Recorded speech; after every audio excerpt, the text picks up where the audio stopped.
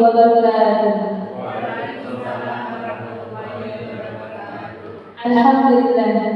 Alhamdulillahilladzi hadana li hadza wa ma kunna laula an hadana Allah. Wassalatu wassalamu ala habibillah wa Muhammadin abdillah wa ala alihi wa sahbihi wa mawala. Amma ba'd. Yang terhormat Kepala SD Negeri Tinumpuk Bapak Rahmat Wiantoro SPD, yang kami hormati segenap Bapak Ibu Dewan Guru SD Negeri Tinumpuk. Puji syukur alhamdulillah, mari kita panjatkan kehadirat Allah Subhanahu wa taala karena kita masih diberikan kesehatan dan juga kesempatan untuk terus berproduktivitas dan melaksanakan kegiatan-kegiatan positif, di antaranya dengan melaksanakan kegiatan diseminasi penerapan budaya positif SD Negeri Tinumpuk Purwosari. Shalawat serta salam biqaulina Allahumma sholli ala sayyidina Muhammad. Tetap kita haturkan kepada beliau Nabi Muhammad SAW, Nabi akhir zaman, Khatamul Anbiya wal Mursalin, dengan pengharapan semoga kelak yaumul qiyamah kita mendapat syafaat beliau. Amin amin ya rabbal alamin.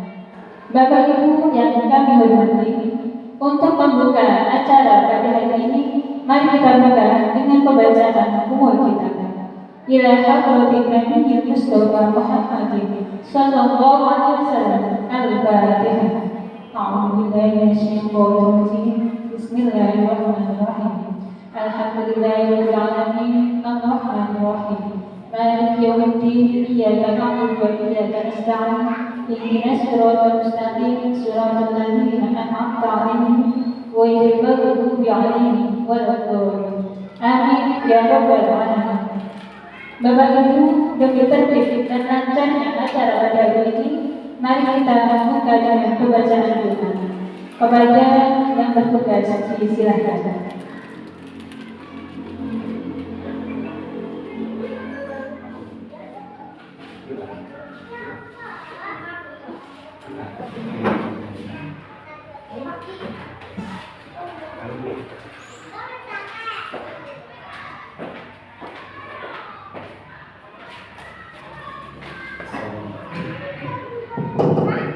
Assalamualaikum warahmatullahi wabarakatuh. Dalam Mustafa Rasulullah sallallahu alaihi wasallam. Al-Fatihah. A'udzu billahi minasyaitonir rajim. Bismillahirrahmanirrahim. Alhamdulillahirabbil alamin. Arrahmanir rahim. Maliki yaumiddin. Iyyaka na'budu wa iyyaka nasta'in. Ihdinas siratal mustaqim. Siratal ladzina an'amta 'alaihim ghairil maghdubi alaihim waladdallin. A'udzu billahi minasyaitonir rajim. Bismillahirrahmanirrahim. Allahumma shalli ala Muhammad wa ala ali Muhammad. Allahumma inna nas'aluka al-fatihah fi Muhammad wa jasad wa ruhi wa barakatuh wa barakatuh wa barakatuh. Allahumma ala yastaqim. Bana wa rabbana sabana. Rabbana atina fid dunya hasanah wa fil akhirati hasanah wa qina subhana rabbika rabbil izzati amma yasifun. Wassalamu ala mursalin walhamdulillahi rabbil alamin. Wassalamualaikum warahmatullahi wabarakatuh. Terima kasih disampaikan. Semoga dengan pembacaan doa tadi bisa membawa berkah untuk acara pada hari ini. Acara dilanjutkan dengan menyanyikan lagu Indonesia Raya. Kepada yang bertugas disilakan.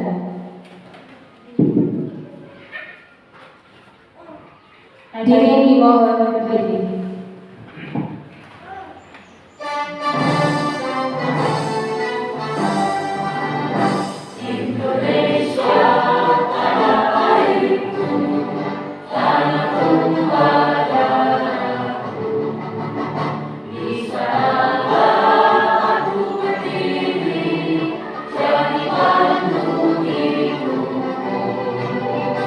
Indonesia, kebangsaanku.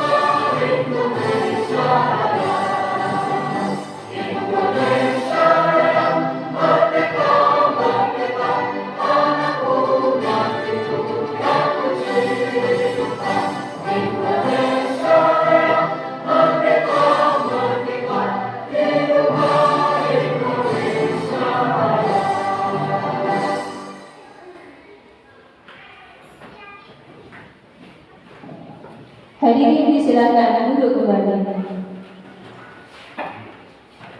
Bapak Ibu, acara dilanjutkan dengan pembacaan sambutan dari Kepala SDN Tinubu kepada Bapak Rahmat Priantoro. Silakan.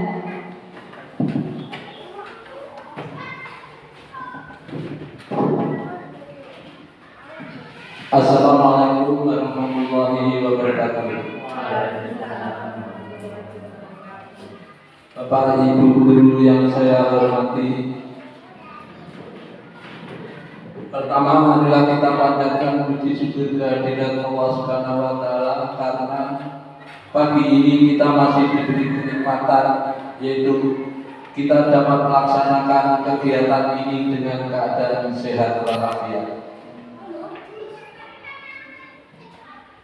Salawat dan salam tak lupa juga kita aturkan kepada junjungan Nabi besar Nabi Muhammad SAW agar kita telah mendapat syafaat dari beliau. Bapak Ibu yang saya hormati, di sini SDN Tinubu mengadakan desiminasi penerapan budaya baik yang akan dilaksanakan oleh Ibu Nur Siti Nur Aini selaku calon guru penggerak di SDN Tinubu ini. Maka dari itu saya menghimbau kepada Bapak Ibu guru semuanya supaya nanti kegiatan ini diikuti dengan baik dan seksama sehingga nanti bisa dilaksanakan di SDN Tinubu ini dengan senang dan ikhlas. Bapak Ibu yang saya hormati, desiminasi ini yang akan dilaksanakan ini menyangkut hal-hal pendidikan yang lebih baik. Maka dari itu kami selaku Kepala Sekolah SDN Tinubu selalu mendukung kegiatan-kegiatan yang bersifat positif seperti ini. Bapak Ibu yang saya hormati, saya kira dari saya cukup sekian. Wabillahi taufiq wal hidayah. Wassalamualaikum warahmatullahi wabarakatuh.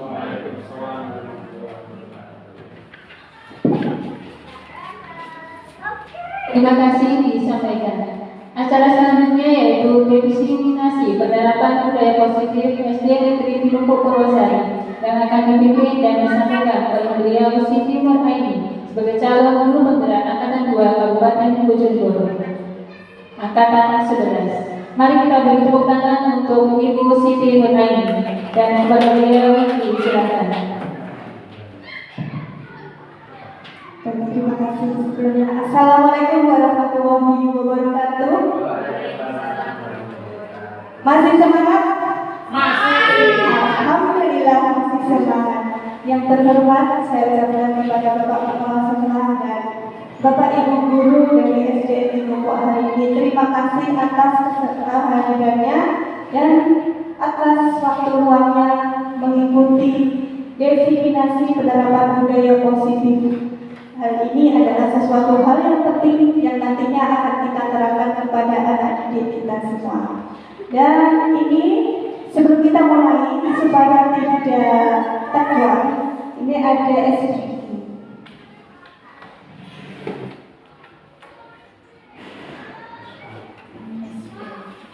Ada ice cream ya. Kiro SEO. Ya. Ya. Ini ya. Aku bertahan hidup dan semangat. Coba semuanya begini dulu, ikuti saya. Ini bisa diterapkan nanti untuk anak-anak ketika pembelajaran, ya. Sudah mulai pusing, stres, kita bisa menerapkan. Tangannya begini, Bapak Ibu. Ya, tangan kiri. Ya, aku bertahan hidup dan semangat. Aku bertahan hidup dan semangat. Aku bertahan hidup, bertahan hidup. Aku bertahan hidup dan semangat.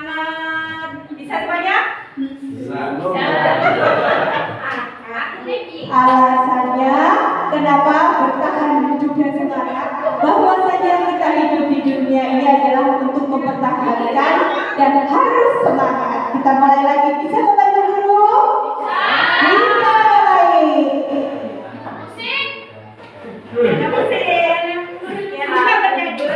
mulai. Aku bertahan hidup dan semangat.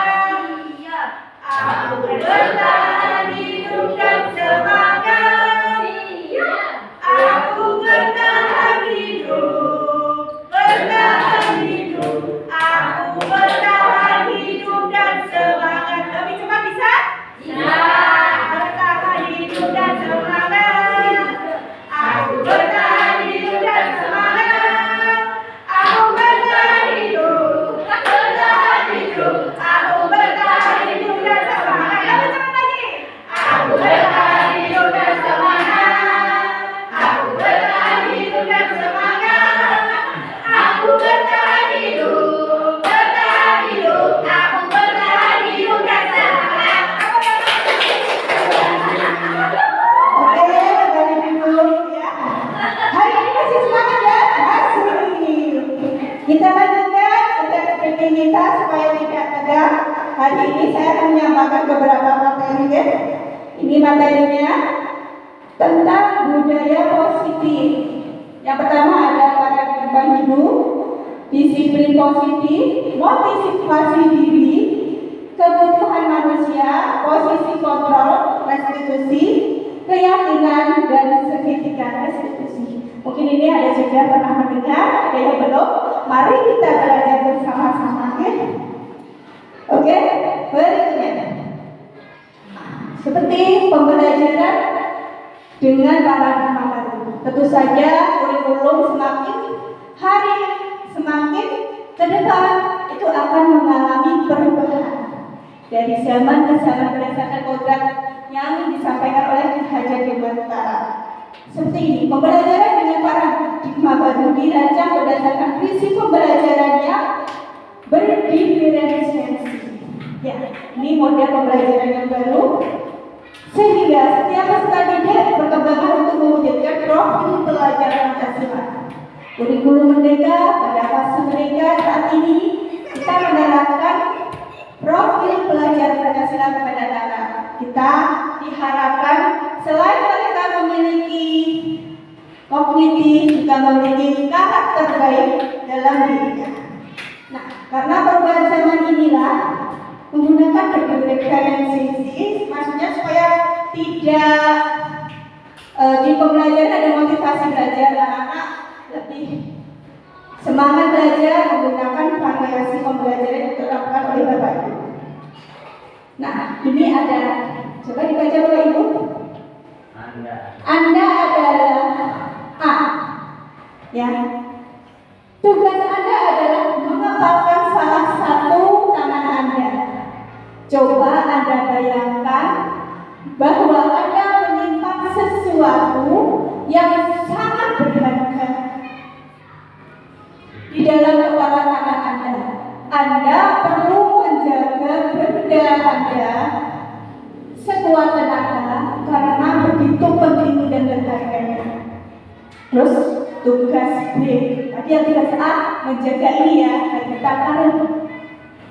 Tugas B adalah mencoba dengan segala cara untuk membuka kepala tangan si A. Teman Anda B boleh membujuk, boleh menghargi, mengintimidasi, memarahi, menggoda, menggelitik, bahkan menawari ada uang agar mau membuka kepala tangan Anda. Satu, ya, ini sesuatu hal yang penting. A, dan tugas B adalah dengan berbagai upaya untuk membuka. Apakah Anda atau B membuka kepala tangan Anda? Mengapa alasan Anda atau B membuka kepala tangan Anda? Ya, alasannya kenapa membuka? Kok sampai ngotot pengen buka kepala tangan si A?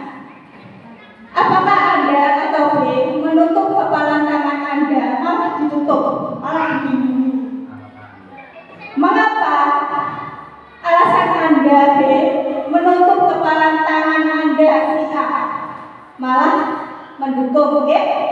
Yang ketiga, dalam kegiatan ini sesungguhnya siapa yang memegang kendali atau kontrol untuk membuka atau menutup kepala tangan? Menurut Bapak Ibu semuanya siapa yang memegang kendali? Si A apa si B? Si A. Si A apa si B? Ya, si A, betul.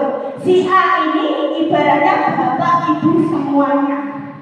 Ketika menerapkan pembelajaran di kelas, apakah kita mempunyai semangat yang membara untuk mengajarkan atau mempelajari atau membersamai anak-anak? Apakah dengan mudah terpengaruh kalau teman sejawatnya agak kurang bersemangat, jadi ikut tidak bersemangat, atau justru malah mendukung, melindungi? Nah, itulah cerminan kita sebagai Bapak Ibu guru semuanya. Diibaratkan seperti itu. Ya, bisa dipahami? Ya, kita kembalikan ke diri kita sendiri. Bagaimanakah kita ketika memberikan pembelajaran kepada anak-anak? Karena kita adalah sebagai sesuatu hal yang sangat disorot oleh anak. Dicontoh, ya? Dicontoh. Apa yang dilakukan Bapak Ibu semuanya menjadi pedoman contoh bagi anak-anak. Nah, selanjutnya apa itu disiplin positif? Kita menerapkan budaya. Budaya adalah kebiasaan positif yang kita terapkan kepada anak-anak. Dari budaya atau kebiasaan tersebut akan tercipta disiplin positif. Kenapa kita lebih sorot dengan disiplin? Sebab disiplin yang diciptakan oleh anak-anak kita semuanya sudah mulai luntur.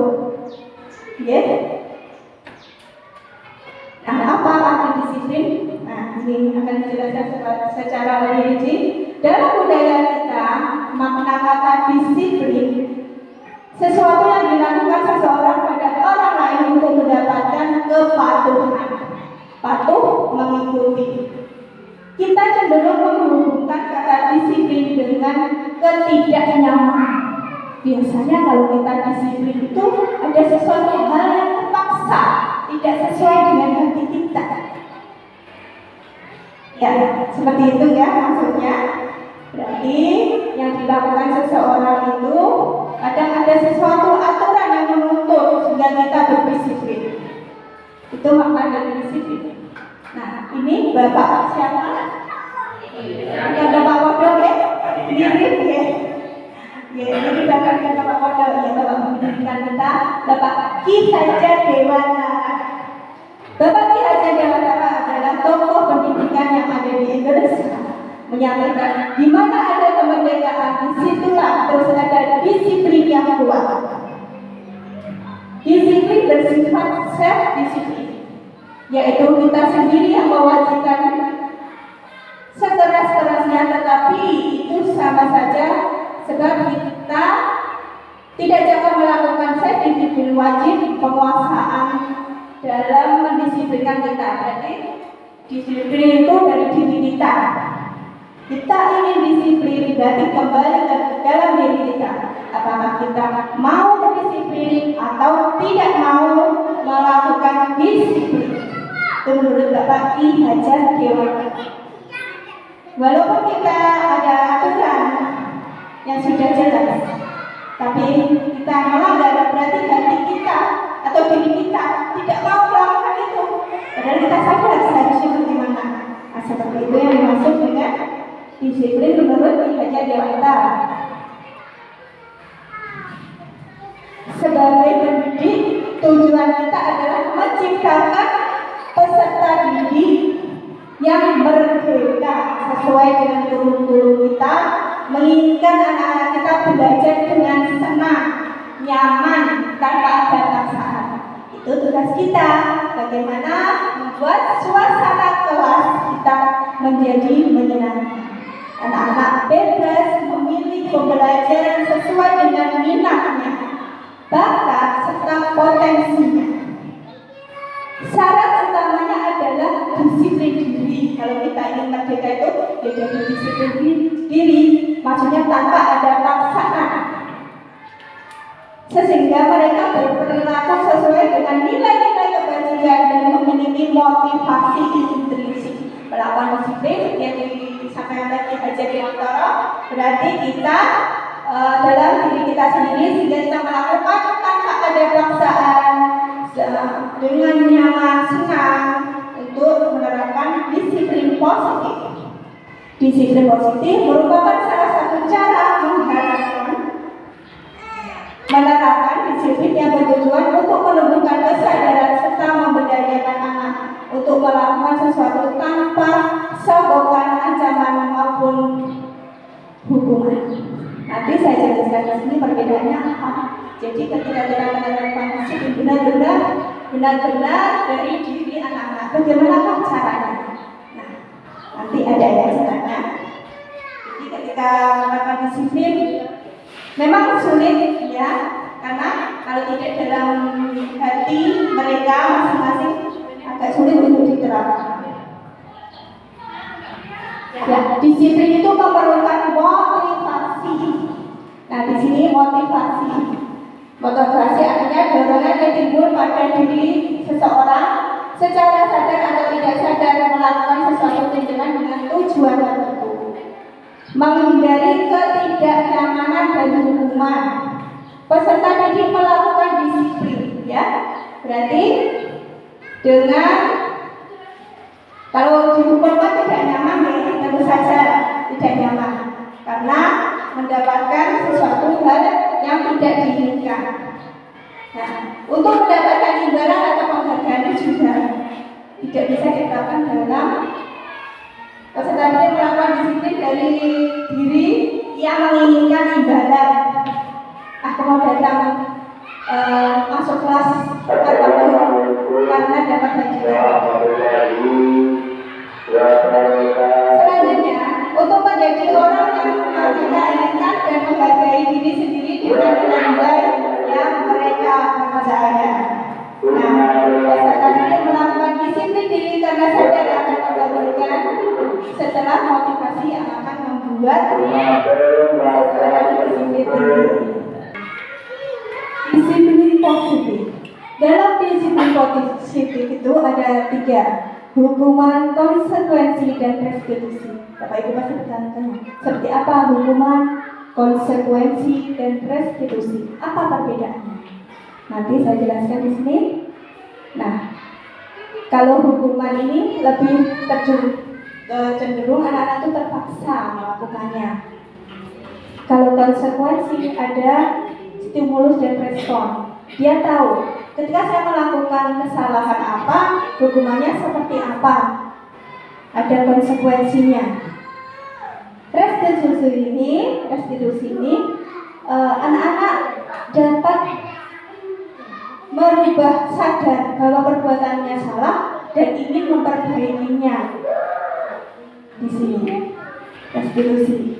Jadi hukuman, ketika kalian Bapak Ibu semuanya akan menerapkan disiplin positif, mau yang mana? Memberikan hukuman, memberikan konsekuensi, atau restitusi? Restitusi, ya. Kalau memberikan hukuman itu berarti mereka terpaksa melakukan dan bisa diulangi lagi. Konsekuensi bisa jadi diulangi, bisa jadi tidak. Jangkanya masih pendek. Restitusi karena dia sadar akan kesalahannya untuk melakukan kesalahan atau melanggar disiplin positif itu tidak, ya, jangkanya panjang. Berikutnya ini ada penjelasan di sini, mungkin sudah Bapak Ibu terangkan. Konsep disiplin dengan identitas gagal. Maksudnya di sini ketika melakukan hukuman, ya, kenapa disebut gagal? Jangan melakukan itu. Memberikan hukuman dan penghargaan. Penghargaan itu memotivasi, Bu. Tetapi ketika dilakukan penghargaan itu ada segi negatifnya. Selain termotivasi, nanti anak-anak cenderung tidak ada kesadaran dirinya untuk melakukan itu karena motivasinya pengen hadiah. Makanya dalam kurikulum Merdeka ini kenapa tidak diberikan peringkat, salah satunya itu hukuman menyakitkan, mungkin menimbulkan dendam. Ketika kita menghukum anak-anak, mungkin dengan perkataan secara verbal maupun fisik, ini akan menimbulkan sesuatu hal yang menyakitkan, bahkan akan diingat sampai nanti. Dulu saya dikuburani, dijewer telinga saya sama berani. Ketika sudah dewasa, ketemu berani, males sama dia.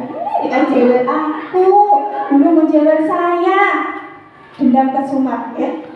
Ada yang seperti itu di sini? Ya, diharapkan Bapak Ibu jangan tidak nyaman, kesulitan tidak nyaman karena tidak sesuai dengan keinginan kita ketika dihukum.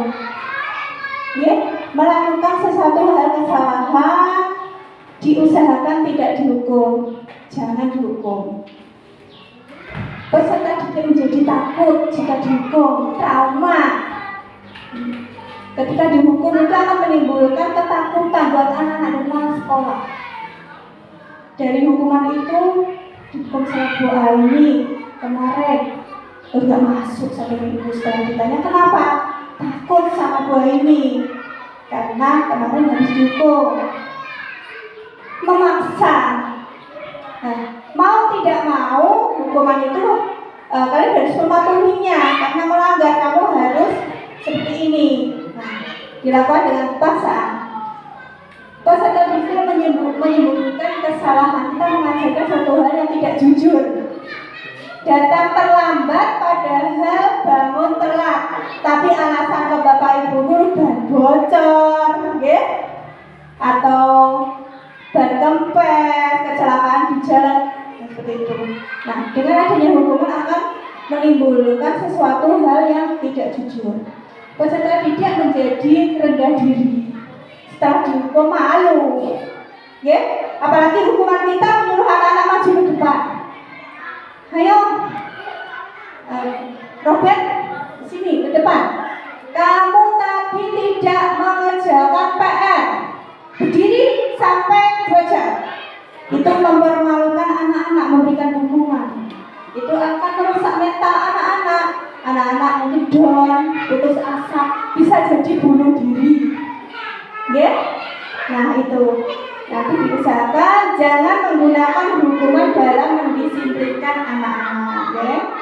Penghargaan, nah ini saya berikan, ini ternyata ada sesuatu hal yang kurang tepat di penghargaan, tidak efektif karena mereka mempunyai motif atau tujuan yang semangatnya untuk mendapatkan hadiah tanpa ada kesadaran bahwa melakukan itu adalah memang kebutuhannya, memang untuk pembelajarannya. Merusak hubungan, pamer. Biasanya anak sifat dasarnya pamer, Nah, seperti itu. Itu hadiah. Alamak ada hadiah. Seperti itu. Terus ada saling cenderung pembulian kepada anak yang lain. Baik langsung maupun tidak langsung, mungkin yang satunya merasa tidak senang iri. Pertama berteman, akhirnya tidak berteman gara-gara hadiah dari Bapak Ibu guru. Ada saling bully, saling ngejek seperti itu. Mematikan kreativitas. Nah, tadi yang sudah saya ungkapkan, berarti idenya itu hanya motivasinya untuk dapat hadiah. Kreativitasnya hanya sebatas jika ada hadiah. Kalau tidak ada penghargaan, berarti saya tidak mau. Contohnya mengikuti lomba menggambar. Hadiahnya apa Bu Guru? Tidak ada, nilai bagus. Kesalahan aja kalau gambar. Nah, seperti itu, motivasinya sudah lain di anak-anak. Berikutnya adalah menghukum dengan sistem ranking. Memberikan ranking ini menjadi evaluasi pada fase pendidikan kurikulum BK. Memang tidak dianjurkan untuk memberikan ranking, karena dengan ranking itu anak-anak memiliki motivasi yang lain. Anak-anak tidak belajar atas kesadaran dirinya, itu memang adalah sebuah kebutuhan. Merampas hak menghargai diri, merampas anak-anak untuk berkreativitas, untuk mengembangkan bakatnya karena memiliki memiliki motivasi itu untuk mendapatkan penghargaan, pujian dari Bapak Ibu guru maupun orang tua dari masyarakat. Nah, ini yang identitas sukses. Seharusnya melakukan apa kita sebagai guru? Membuat konsekuensi dan restitusi. Apa sih konsekuensi? Ya, di sini ya. Adanya konsekuen itu dapat memberikan penguatan jangka pendek. Jangka pendek. Dia mengerti, paham.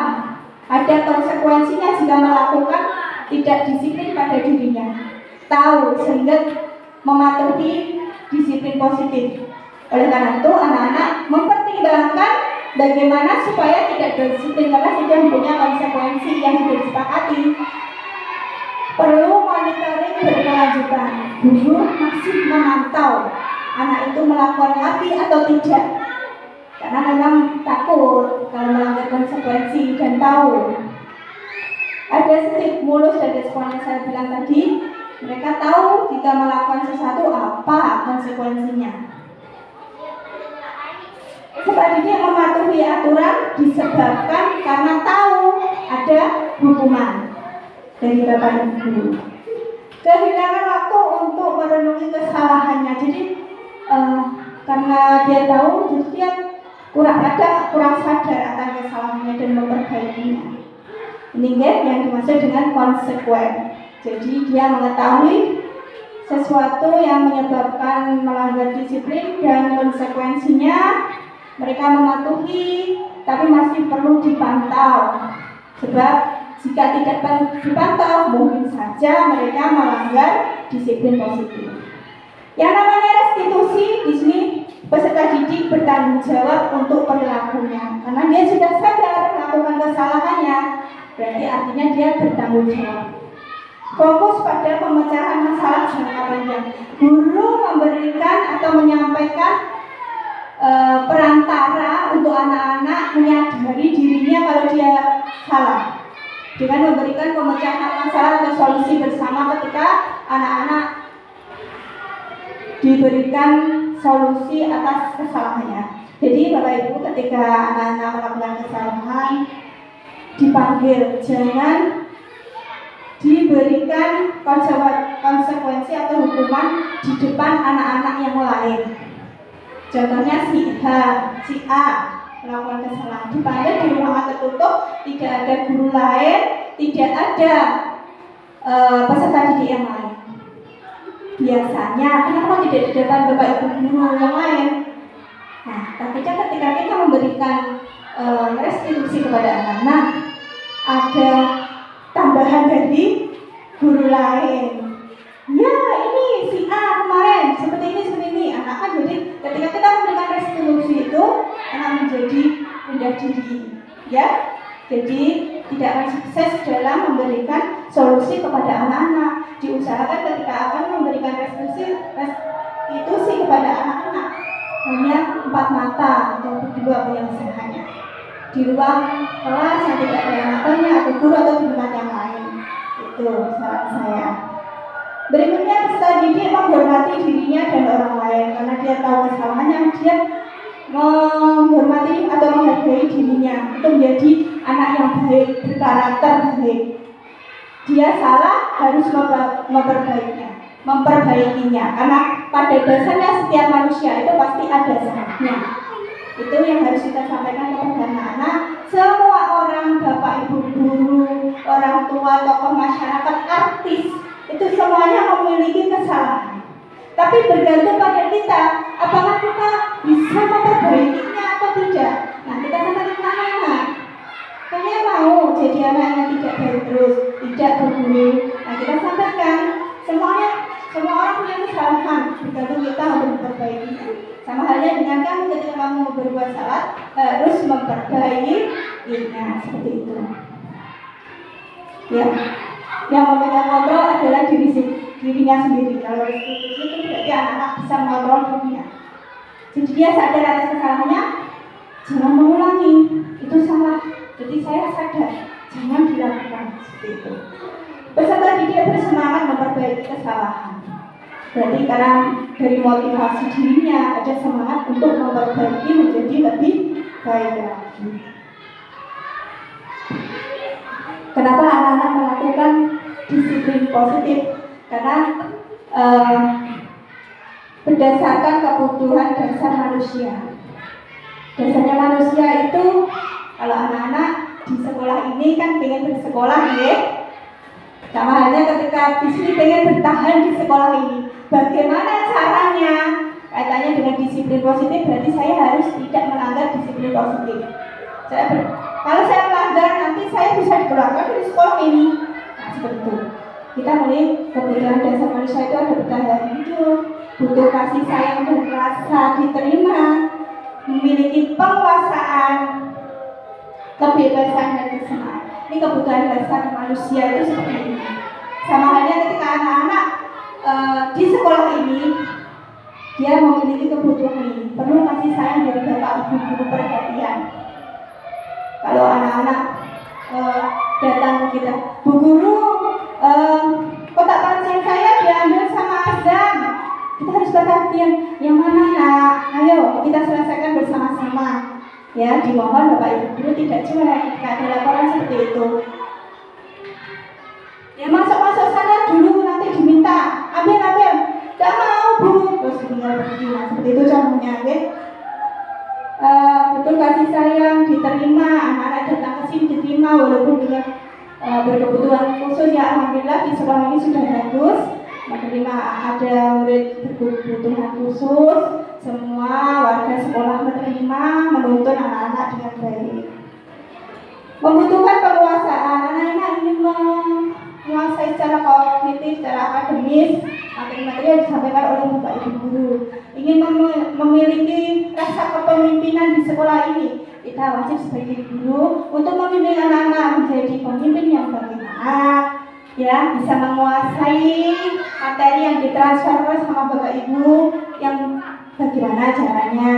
Ini tugas memiliki kebebasan belajar. Anak-anak bebas memilih pembelajaran sesuai dengan minatnya. Anak-anak sukanya belajar ini bukan visual, menggunakan TV, ya senang. Baik, kita penuhi kebutuhannya asalkan mereka bisa memahami materi.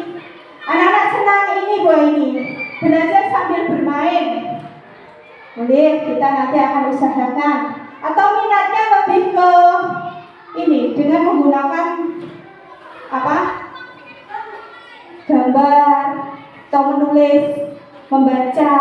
Nah, kebutuhan kebebasan mereka untuk memilih gaya belajar dan kebutuhan belajarnya itu kita harus memenuhinya.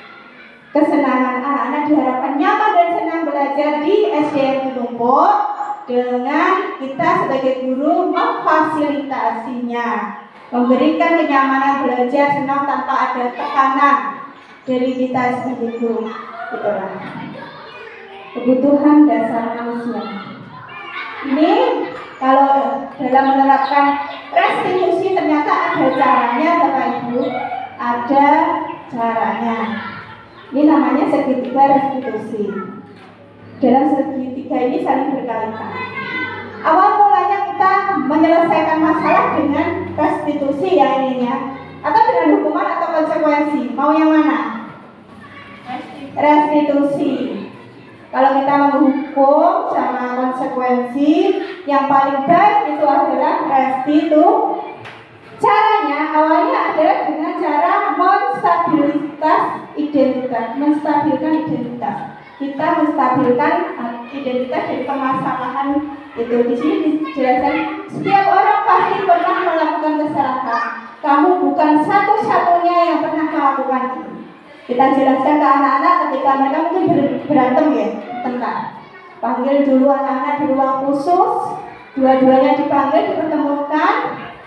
Terus Bapak Ibu melakukan ini, menstabilkan identitas dan menjelaskan bahwa mereka bukan satu-satunya yang melakukan kesalahan. Kesalahan bisa diubah dalam diri kalian asalkan kalian sadar tidak akan mengulanginya. Awal mulanya tahapannya seperti itu Bapak Ibu. Ketika ada permasalahannya, sampaikan ke anak-anak kalian semua. Tidak satu-satunya melakukan kesalahan berantem sama teman, banyak. Tapi apakah kalian bisa memecahkan masalah ini untuk tidak diulangi lagi seterusnya? Sudah kemana jalannya? Kemudian setelah menstabilkan identitas, kita sudah memahamkan anak-anak seperti itu. Kemudian validasi tindakan yang salah. Kita melakukan validasi tindakan mereka yang tadi berantem itu, ya. Kamu tentu punya alasan mengapa melakukan itu. Adakah cara yang lebih efektif untuk mendapatkan apa yang kamu butuhkan? Ditanya alasannya, kenapa si A dan si B berantem? Pasti ada alasannya. Jangan langsung dihukum, tukaran naik. Besok kalian berdua sekar bersama-sama. Bikin gaduh di sekolah, tidak ditanya dulu. Karena kalian bukan satu-satunya buat kesalahan seperti ini. Alasannya kenapa bertengkar? Pasti anak-anak berikan kesempatan penjelasan kepada mereka. Jangan menjat atau langsung memutuskan seperti itu, berikan hukuman. Ya, itu buat evaluasi buat kita nanti. Berikutnya adalah yang terakhir, menanyakan keyakinan. Keyakinan kelas apa yang telah kita sepakati? Kalau zaman dulu itu namanya aturan atau tata tertib. Saat ini kita sebut sebagai keyakinan kelas atau kesepakatan kelas yang dibuat bersama.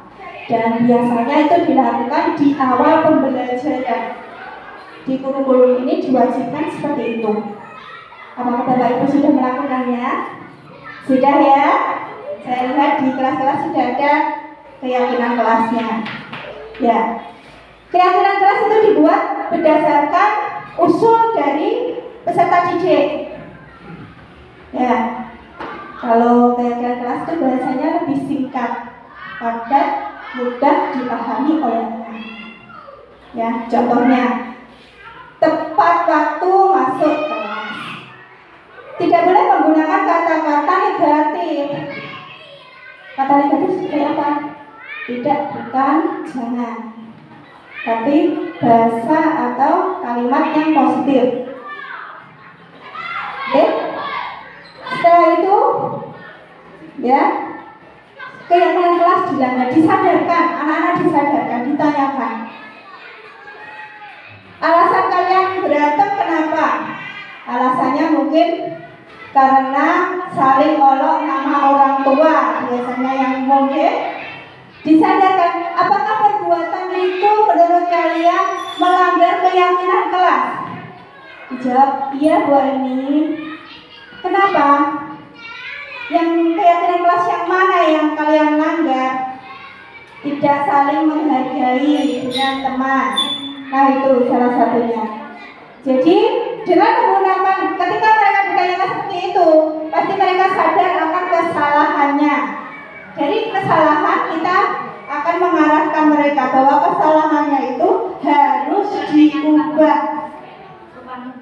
Ya, kesalahannya jangan diulangi lagi, karena jika diulangi lagi kalian tidak menghargai orang lain. Ya, melanggar keyakinan kelas yang telah kamu buat.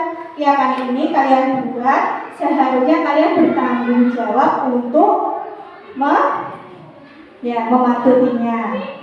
Ya, berikutnya, ya ini pendalaman lagi apa yang dimaksud dengan restitusi yang sudah saya jelaskan tadi. Restitusi adalah proses menciptakan kondisi bagi peserta didik untuk memperbaiki kesalahan. Intinya dari restitusi itu anak-anak supaya memperbaiki kesalahannya dan tidak mengulanginya.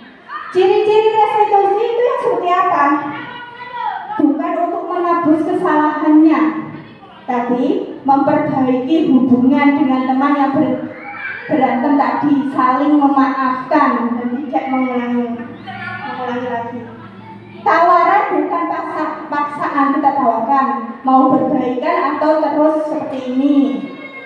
Mau bertengkar terus, Kalau bertengkar terus, apakah perasaanmu nyaman ketika di kelas belajar? Tidak, Bu ini. Jika tidak, seharusnya kamu berdamai supaya belajarmu lebih nyaman. Bagaimana? Ya Bu, damai. Sampai mereka sadar kita menuntut mereka atas kesalahannya. Mencari kebutuhan dasar yang mendasari tindakan. Apa kebutuhan dasarnya? Apakah mereka itu kurang kasih sayang dari orang tua atau perhatian dari guru? Bisa jadi ya. Kenapa melakukan hal tersebut? Fokus pada karakter bukan tindakan. Kita membentuk karena karakter bukan tindakan berantemnya tadi. Kita fokusnya untuk memperbaiki anak-anak memiliki karakter profil belajar Pancasila. Menguatkan dan fokus pada solusi pada teknik restitusi ini adalah menguatkan dan solusi. Ada solusinya ketika terjadi kesalahan pada anak. Betul ya? Sudah paham sekarang gambaran dari restitusi? Paham ya? Oke, baik, sudah paham sekarang. Nah ini lebih memahamkan lagi. Apa sih perbedaan hukuman, ya, konsekuensi dengan restitusi? Kalau hukuman ini contohnya guru menghukum berdiri di depan kelas atau menulis di buku tulis berjanji tidak lupa mengerjakan PR sebanyak 100 kali. Jadi kalau Bapak Ibu melakukan ini berarti sama halnya dengan menghukum. Kalau konsekuensi, guru memberikan konsekuensi untuk mengerjakan PR pada jam istirahat. Guru tegas dan peserta didik menghormati itu. Ada konsekuensinya gitu ya. Restitusi, guru menanyakan keyakinan kelas yang sudah disepakati tadi. Apakah melanggar? Karena kesepakatan sudah dibuat itu harus menghargai orang lain. Guru memberikan PR kan seharusnya anak-anak menghargai dan mengerjakannya dan bertanggung jawab. Ternyata anak-anak melanggar keyakinan. Kita sadarkan anak-anak, kamu sudah melanggar keyakinan kelas yang sudah kamu sepakati sendiri. Ya, jadi harus kamu patuhi karena itu buatanmu sendiri. Nah seperti itu. Guru terbuka dan peserta didik menghormati dirinya dan orang lain. Ini namanya perbedaan antara hukuman, konsekuensi, dan restitusi. Ada 5 kontrol restitusi. Kita sebagai penghukum mau yang mana? Pembuat merasa bersalah sebagai teman, atau pemantau atau manajer. Contoh penerapan 5 posisi kontrol ini ada contohnya. Kita tebak-tebakan yuk. Kamu selalu saja terlambat, selalu pasti, selalu terakhir datang. Ini namanya posisi kontrol apa? Saya ingatkan nanti. Nah ini pertanyaannya tadi ini sebagai penghukum membuat merasa bersalah teman, mata apa manajer? Jawabannya yang mana? Ya ini pertanyaannya. Kamu selalu saja terlambat, pasti selalu terakhir datang. Itu termasuk apa? Posisi apa? Pemantau. Pak Kode pemantau. Yang lain? Buat merasa bersalah. Ada yang lain? Langsung loh, bu gurunya ini langsung. Kamu selalu saja terlambat, pasti selalu terakhir datangnya. Berarti apa posisi kontrolnya? Penghukum. Coba jawabannya benar atau tidak penghukum? Ya, benar. Lagi ya. Ini peraturannya apa? Apa yang telah kamu lakukan? Sanksinya apa? Konsekuensi, Bu Ipa konsekuensi, Bu tadi apa? Tadi, kalian saya bacakan ya. Peraturannya apa? Apa yang telah kamu lakukan? Sanksinya apa? Tuliskan keterangan Anda di sini. Tuliskan keterangan Anda di sini. Berarti Anda suruh nulis. Masa apa ini? Posisi kontrol apa? Iba tadi apa Bu jawabannya? Konsekuensi. Kita lihat jawabannya. Pemantau. Tidak apa-apa. Lanjut ya. Ini ada lagi, coba dibaca Bapak Ibu, termasuk yang mana? Kamu bagaimana ya? Kamu sudah janji dengan ibu tidak akan terlambat datang lagi. Kamu kenapa ya senang sekali mengecewakan ibu? Ibu benar-benar kecewa sekali. Membuat merasa bersalah. Yang lain berapa? Beda nggak Pak? Konsekuensi Pak Bodo. Apa Pak Sobat? Kamu. Bima? Ya, coba kita lihat jawabannya seperti apa ya. Pembuat merasa bersalah. Betul tidak? Berarti seperti itu. Ya sudah, kali ini tidak apa-apa. Sana duduk. Apa? Ya, 5 tadi apa aja? Hukum, membuat merasa bersalah. Ya. Konsekuensi. Ya. Pemantau, teman. Manajer. Ya sudah, kali ini tidak apa-apa. Duduk sana. Apa? Teman-teman Bapak Ibu. Sudah. Ada lagi. Apakah kamu mengetahui kesalahanmu? Bagaimana kamu akan memperbaikinya? Apa ini? Manajer? Ada yang lain? Sebagai apa? Ya? Manajer, benar ya? Oke, keyakinan kelas. Apa sih keyakinan kelas? Mengapa harus keyakinan kelas? Mengapa tidak peraturan? Sekarang saya tanya, kenapa kok keyakinan kelas? Apa perbedaan keyakinan dan peraturan? Kalau keyakinan itu menimbulkan kesadaran diri, Ya. betul? Diterapkan dari dirinya sendiri, kemudian disepakati bersama-sama. Sepakati bersama.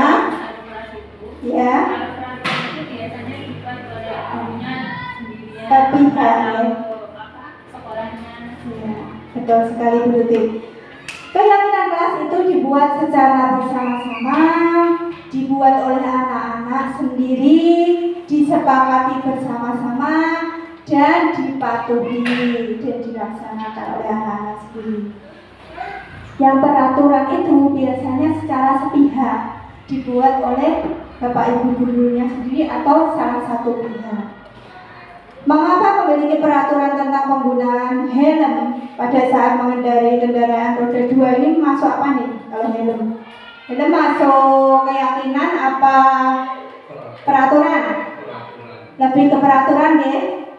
Mengapa kita memiliki peraturan tentang penggunaan masker dan mencuci tangan setiap saat? Kenapa? Karena harus sadar. Karena untuk menjaga kesehatannya makanya kita harus mematuhi peraturan. Semuanya baik Ibu, tapi Bapak Ibu, tapi kita harus sadar bagaimana kita menerapkan pada anak-anak mana harus menghukum konsekuensi apa restitusi. Itu ada 3 pilihan. Bapak Ibu pilih yang terbaik, seharusnya menggunakan restitusi. Membuat keyakinan kelas itu wajib di kelas sebab anak-anak supaya tahu mengapa melakukan kesalahan yang sudah disepakati, sehingga ketika kita melakukan restitusi kita jadi memahamkan anak-anak atas kesalahannya dan mereka dapat memperbaikinya. Kalau peraturan dibuat oleh Bapak Ibu guru, kadang mereka tidak nyaman dan melakukan dengan terpaksa. Nah, seharusnya seperti itu. Bentuk keyakinan kelas itu ada macam-macam. Nah, peraturannya lebih konkret biasanya, ya peraturannya konkret dan hendaknya tidak terlalu banyak, bahasanya yang singkat, padat, mudah dipahami. Semua warga sekolah hendaknya berkontribusi, semuanya ikut memberikan ide di kelas, semuanya idenya sendiri. Keyakinan kelas senantiasa dibuat dalam bentuk positif, yang positif. Jangan menggunakan kata-kata yang negatif, jangan, tidak, bukan. Keyakinan kelas sesuatu yang dapat diterapkan di lingkungan, ya diterapkan di kelas berarti harus diyakini sehingga dijalankan dengan baik. Bersedia meninjau kembali keyakinan kelas dari waktu ke waktu. Bisa diubah bahwa ini bisa berdasarkan kesepakatan bersama. Jadi tidak saklek harus seperti ini, harus diyakini, tapi bisa diubah berdasarkan perkembangan bagaimana ketika dilaksanakan di kelas. Jika ada tambahan bisa ditambahkan, jika ada sesuatu yang kurang bisa dikurangkan. Nah, prosedur pembentukan keyakinan kelas ini ada langkah-langkahnya. Mempersilahkan warga sekolah untuk menyampaikan pendapat atau aturannya. Mencatat semua masukan dari, ini tidak ada kelas ya, sekolah juga bisa. Atau namanya keyakinan sekolah dan keyakinan kelas, dan peraturan kelas maupun peraturan sekolah. Mencatat semua masukan warga sekolah di kertas poster agar semua peserta dapat melihat. Susunan keyakinan kesesuaian prosedur pembentukan keyakinan kelas. Ganti kata negatif ini yang saya bilang ya, dengan kata-kata yang positif. Tinjau kembali daftar curah, sudah dibuat, kita tinjau kembali. Pas nggak dengan kelas kita, dengan kebutuhan sekolah kita, sesuai atau tidak dengan karakter sekolah kita. Nah, seperti itu. Setelah keyakinan dibuat, maka semua warga sekolah meninjau ulang dan menyetujuinya. Keyakinan kelas bisa diletakkan di dinding kelas supaya anak-anak ingat harus bagaimana, maupun di sekolah kita sebagai keyakinan sekolah seperti apa. Ya, ini berdasarkan standar pendidikan nasional diungkapkan dalam penerapan program disiplin positif, hendaknya guru memiliki standar kepribadian profesional dan sosial yang baik, di mana guru mampu berefleksi pada posisi kontrolnya saat ini. Sebagai guru yang harus bisa memposisikan dirinya sebagaimana perjalanan dirinya sebagai seorang among. Kita ngomong anak, menuntun anak agar anak-anak didik kita menjadi anak yang berkarakter baik. Kita posisinya sebagai manajer, Bapak Ibu. Karena manajer kita yang mengendalikan anak-anak, yang mengontrol anak-anak supaya menjadi karakter baik.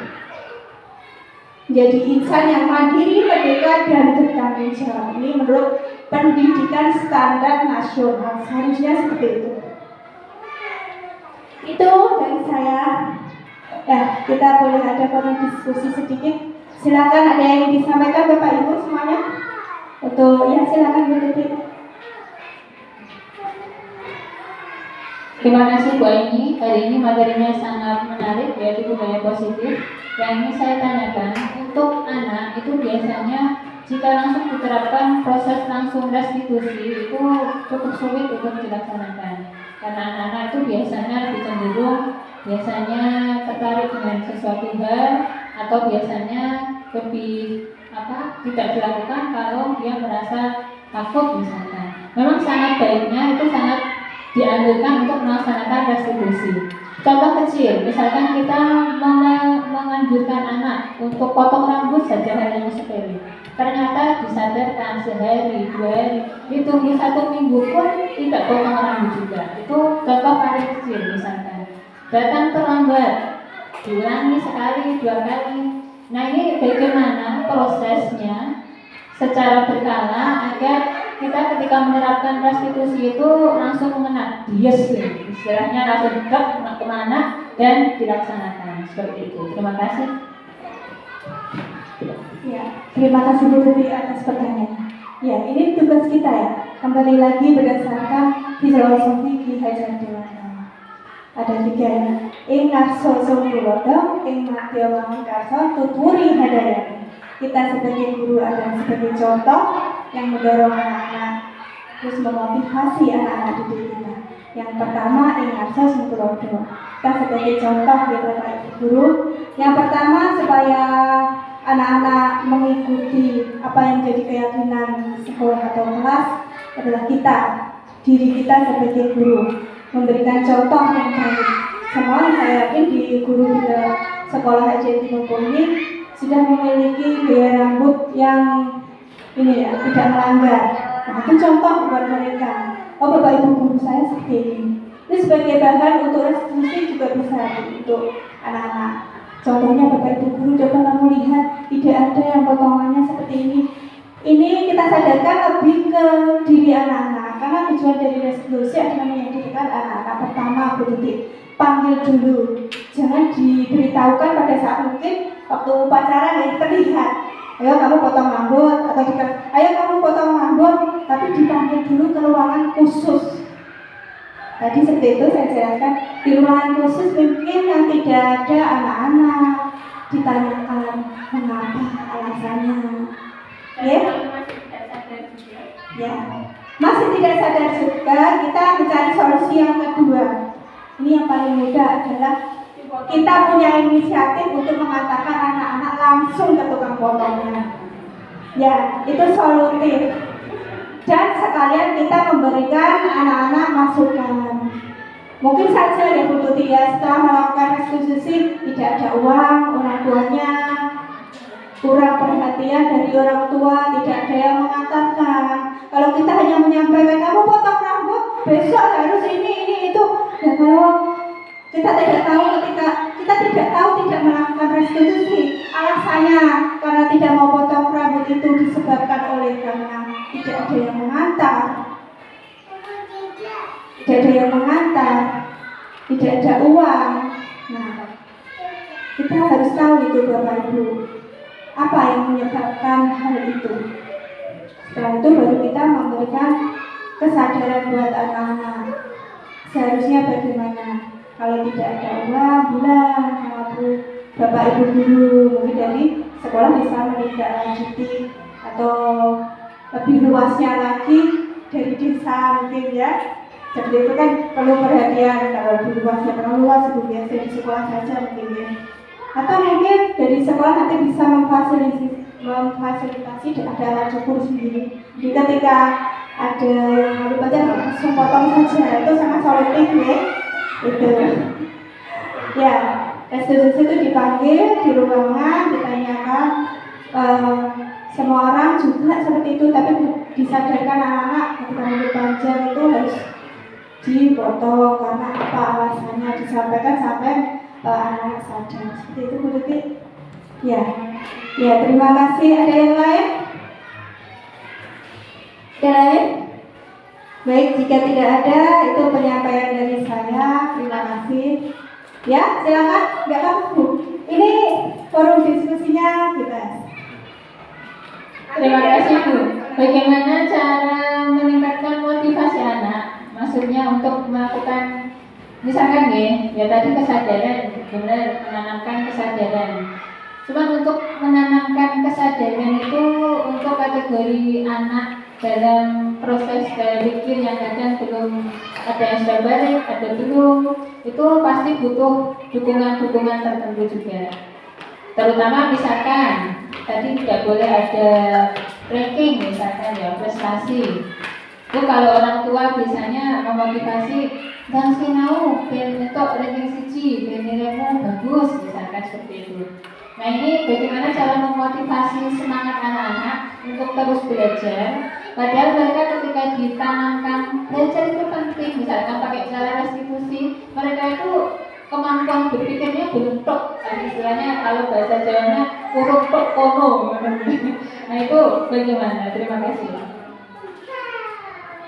Memotivasi diri ya.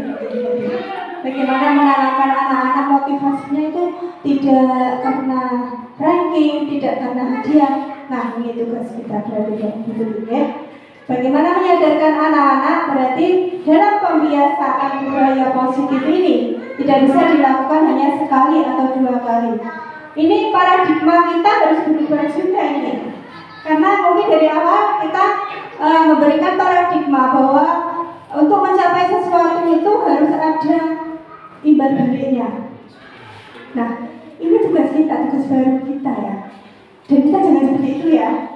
Saya harapkan seperti itu. Kita sebagai guru ya Bapak Ibu diharapkan tidak paradigma yang seperti itu harus diubah. Motivasi untuk mendapatkan sesuatu itu bukan karena sesuatu, tapi timbul dari diri kita dan kesadaran kita.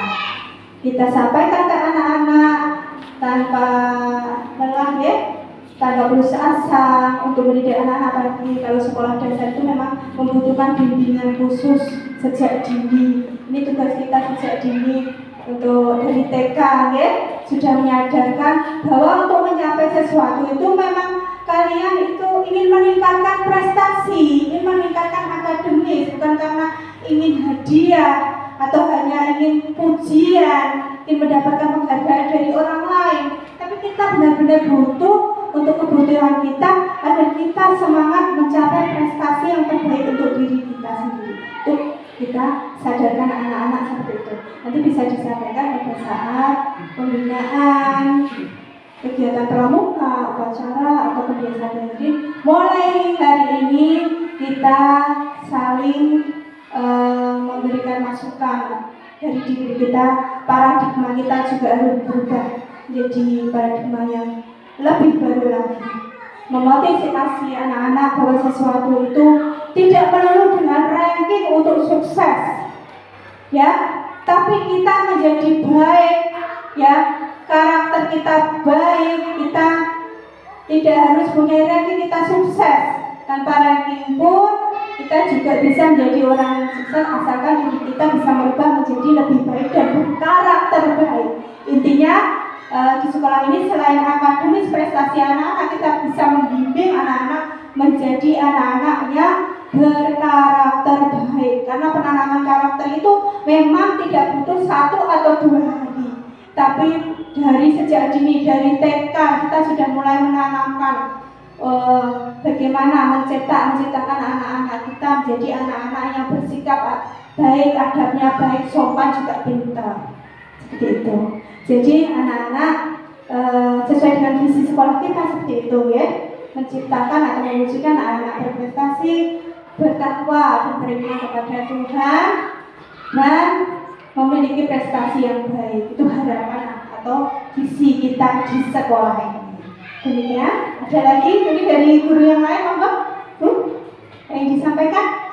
Ya, budaya positif memang tidak mudah untuk disampaikan kepada anak-anak. Diharapkan untuk Bapak Ibu guru semuanya bisa menerapkan ini dan merubah sesuatu hal yang tidak baik menjadi lebih baik lagi di sekolah kita terutama. Itu dari saya. Terima kasih Bapak Ibu semuanya. Saya akhiri. Wassalamualaikum warahmatullahi wabarakatuh. Sekali lagi tepuk tangan untuk narasumber kita yang luar biasa Bapak Ibu. Terima kasih untuk Bu Siti dan Aini atas materinya, sangat bermanfaat sekali dan memberikan wawasan baru untuk kita semua. Jadi Bapak Ibu, sekali lagi mungkin kita bisa menerapkan apa ilmu yang tadi sudah disampaikan dalam lembaga kita, pendidikan kita. Jadi tidak menghukum anak, tapi istilahnya setidaknya memberikan konsekuensi atau lebih baik lagi untuk memberikan restitusi. Tepuk tangan sekali lagi untuk kita semua pada hari ini. Terima kasih saya sampaikan kepada Bapak Ibu, kepada narasumber atas partisipasi aktifnya pada hari ini. Dan sebelum saya tutup, mari kita membaca doa bubar majelis bersama-sama. Bismillahirrahmanirrahim. Subhanakallahumma wa bihamdika asyhadu an la ilaha illa anta astaghfiruka wa atubu ilaik. Amin ya rabbal alamin. Terima kasih. Sekian dari saya. Akhirul kalam. Wassalamualaikum warahmatullahi wabarakatuh.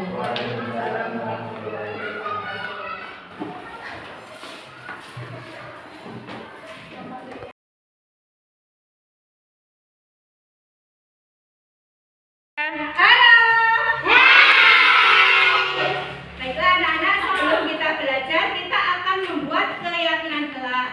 Apa itu keyakinan kelas? Keyakinan kelas itu sama dengan membuat peraturan kelas. Mengapa kita membuat peraturan kelas? Supaya kita belajar bertanggung jawab, ya, mandiri. Kemudian, kenapa disebut keyakinan? Kita harus yakin apa yang kita perbuat itu, yang kita yakini itu, ya kita jalankan berdasarkan kesepakatan bersama. Contohnya, kita tidak boleh menggunakan kata-kata yang negatif. Kata-kata yang negatif itu yang seperti apa? Contohnya, jangan membuang sampah sembarangan. Kata jangan diganti, menjagalah kebersihan. Tidak boleh mengganggu teman, mengejek, membullying teman. Kata tidak dihilangkan, jadi saling menghargai. Tidak boleh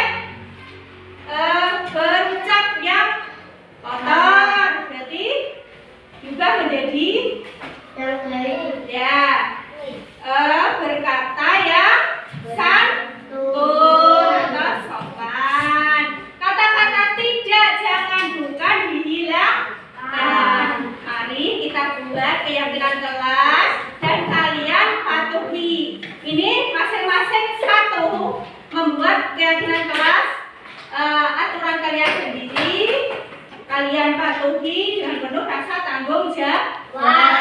Oke, satu-satu buat di sini ya, satu orang satu. Nanti kalau sudah selesai, kalian tempel di papan tulis. Ini akan kita rumuskan menjadi keyakinan kelas kita. Ya, Aku belum dapat ibu. nah, sebentar sabar. 2, 3, 4, 5. Apa yang belum dapat? Saya. Kalau sudah ditambah depan aja cepat ya. Jaga kebersihan. Hasil keyakinan kelas kalian ya. Silakan tempel sini.